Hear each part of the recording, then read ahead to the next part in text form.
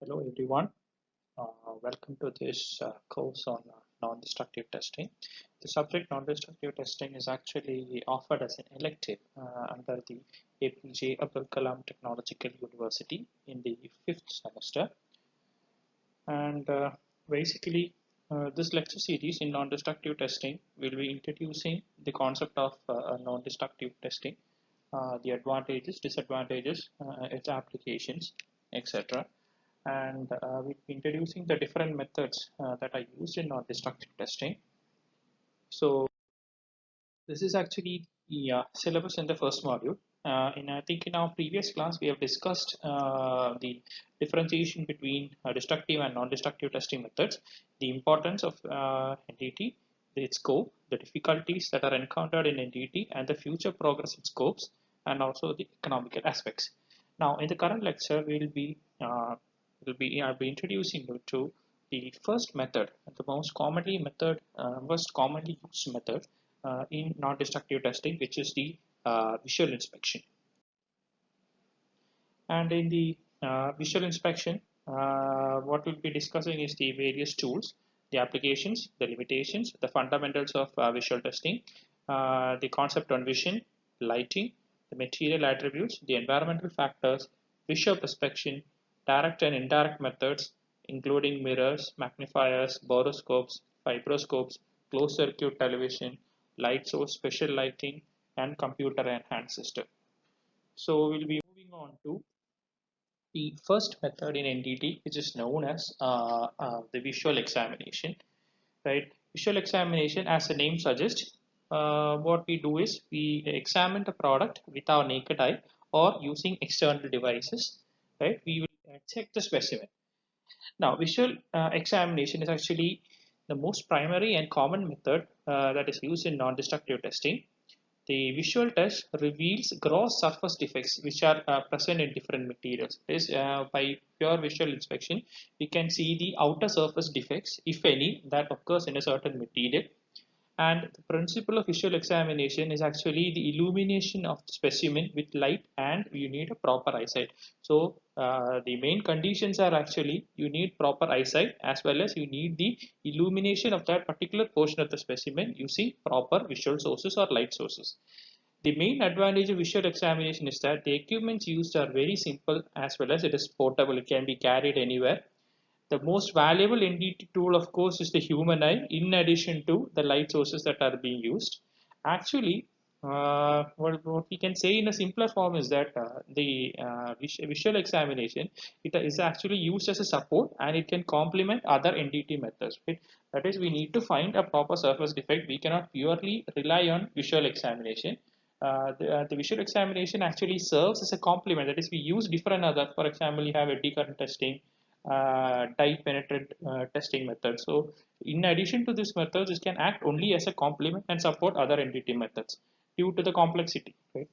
And the surface of the test specimen should be cleaned before inspection, after which we use light sources to illuminate the specimen, and then we use computer aided equipments including cameras, etc., or with our naked eye we can find out.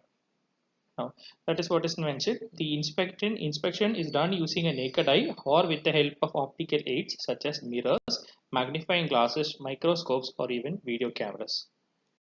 Now, what are the different optical aids that are used in visual inspection? First one, mirror.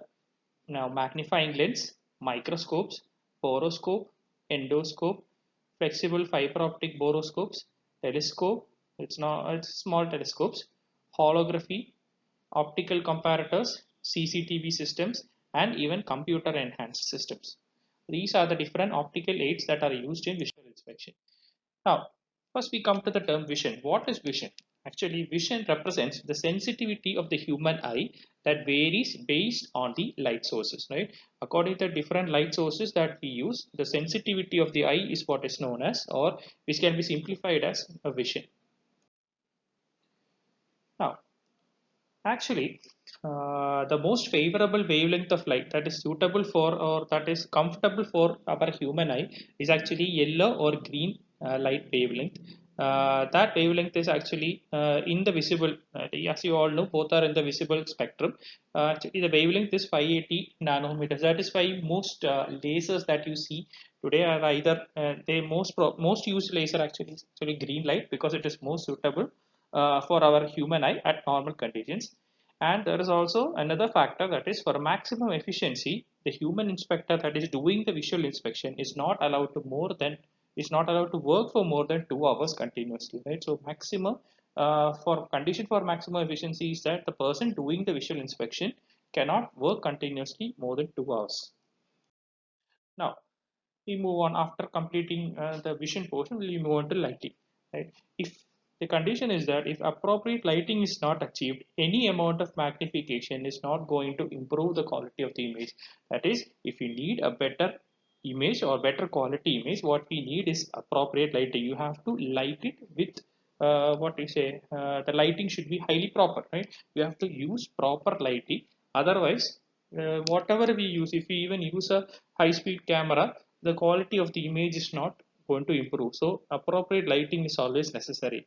Now, the second factor is the amount of light that is required for a visual test depends upon, first one, the type of the test, second one, the speed and accuracy with which the testing is to be done, and third one, the glare and inspector's vision capability. So three factors are there, which depends. The amount of light that is dependent on the type of test, the speed and accuracy, and also the glare and inspector's vision capability. Now, for an appropriate visual inspection, there is a particular lighting factor that is needed. The suitable lighting is about 800 to 1000 lux has to be provided. This is the condition that is needed for an appropriate visual inspection to take place. And the different inspector variables will include psychological processes, psychological state, and working experience. So better working experience means a better trained professional. The very good work experience will be a better examiner. Now, the factors that affect visual inspection or material attributes. Right? First one is actually the environmental factors. The environmental factors, atmosphere plays a very important role, cleanliness plays a very important role, humidity and temperature is there, safety factor is also there, right? So visual inspection is influenced first of all by environmental factors, and under the environmental factors you have the atmosphere, cleanliness, humidity and temperature, and safety. And then comes the psychological factors, right? As we mentioned before, psychological factors also play an important role. First one is actually the physical comfort. Sorry for the spelling. It is actually physical comfort. Second one is health. The third one is mental attitude.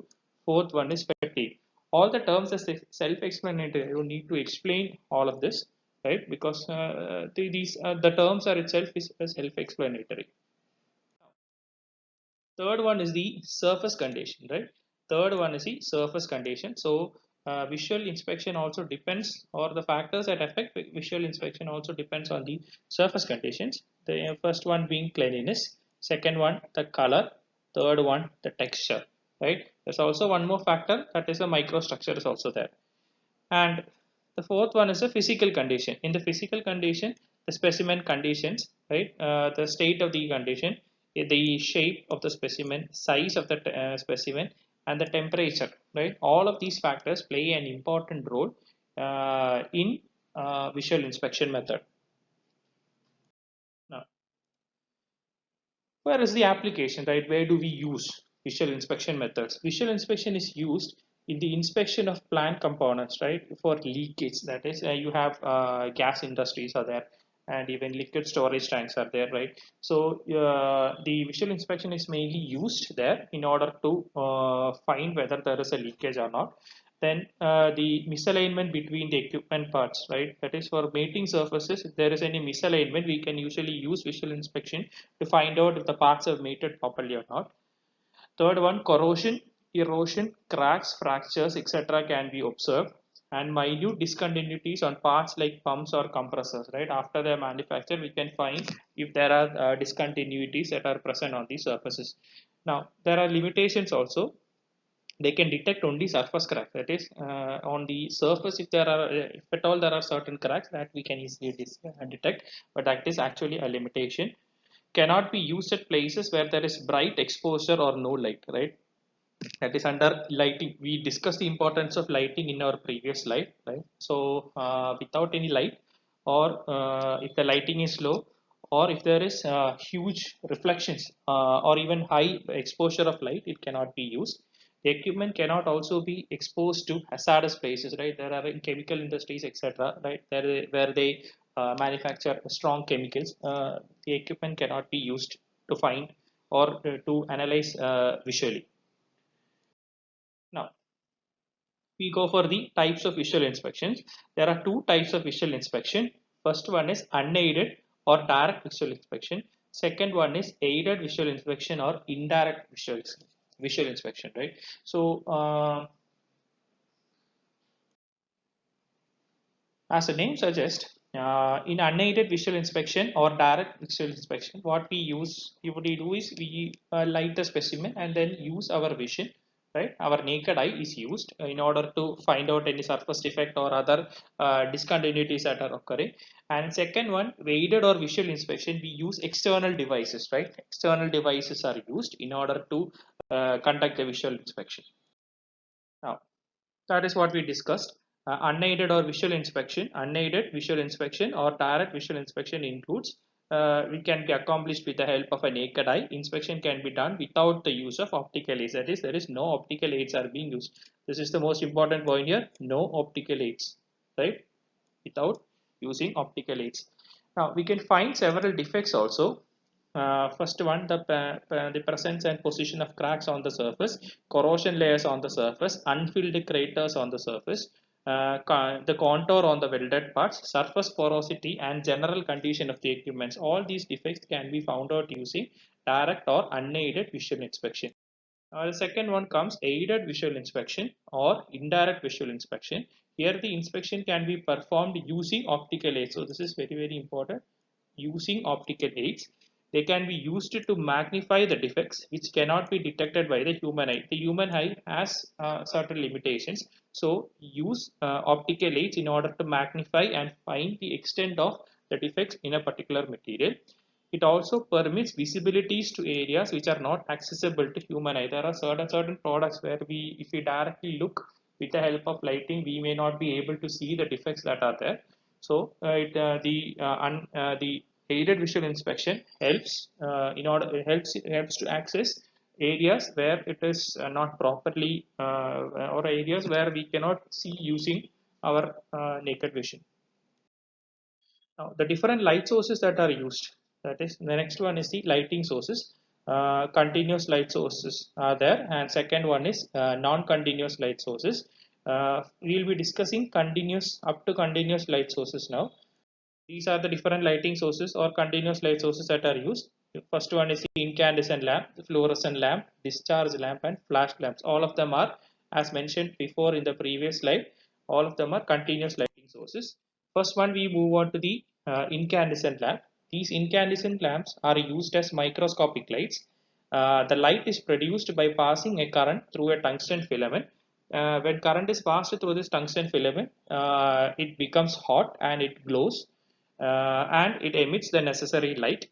The lifetime of this light source is short because due to the heat, tungsten will slightly evaporate and it will ultimately when the temperature reaches to a certain value, it causes the filament to break. That is the limitation. Lifetime of the light source is short. Second one is fluorescent lamps. Fluorescent lamp consists of a glass tube which is filled with a noble gas or an inert gas. Sorry, it's an inert gas filled with argon or argon krypton gas. Glass tubes are coated with phosphorus. Electrodes are placed at both ends. And the advantage is it provides soft uniform light over a large area. Now, how does it work, the fluorescent lamp? An electrical discharge is maintained between the electrodes through mercury vapor in an inert gas. This current will excite, that is a current or discharge that is provided will excite the mercury atoms, causing them to emit non-visible UV radiation. This UV radiation is converted into visible light using the phosphor coating. So the phosphor coating, the main function is that it will convert the UV radiation that is emitted by the light and it is converted into visible light. The last one is actually the discharge lamps. The gas discharge lamps, they are commonly called as gas discharge lamps. They are rarely used as they emit only selective wavelength of light. That is, okay, certain wavelength, either yellow or green or red. So they can only emit a selective wavelength of light. Example are mercury and sodium vapor lamp. And the last one is actually flash lamps. Flash lamp is actually a tungsten filament bulb with a battery supply up to 12 volt. It is portable and easy to use. Okay, so I think we'll finish our lecture here with the types of optical sources that are used. In the next class, we'll be seeing the other optical aids that are being used. Thank you.